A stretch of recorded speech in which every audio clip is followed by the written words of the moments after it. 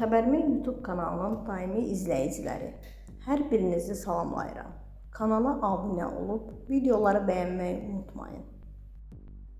Müğənni Vəfa Şərifova jurnalist Türkan Məmmədlinin suallarını cavablandırıb. Milli Az xəbər verir ki, şəxsi həyatından danışan ifaçı bir sıra mövzuları gün üzünə çıxarıb. Sənətçi maraqlı etirafı ilə diqqət çəkib. Özüm də bilmirəm, kimin ərini, yaxud həmkarımın sevgisini əlindən almışam. Artıq bu siyahıları qarışdırıram. Hər şey göründüyü kimi deyil, nigahım yoxdur. Amma övladımı subay kişidən dünyaya gətirmişəm. O demək deyil, başqa xanımla rəsmi evliliyi olan bəydən uşaq dünyaya gətirmişəm. Mənimlə nigahım olmayan kişinin heç kimlə yoxdur. Onun keçmişində kimlərinsə olmağı mənim günahım deyil.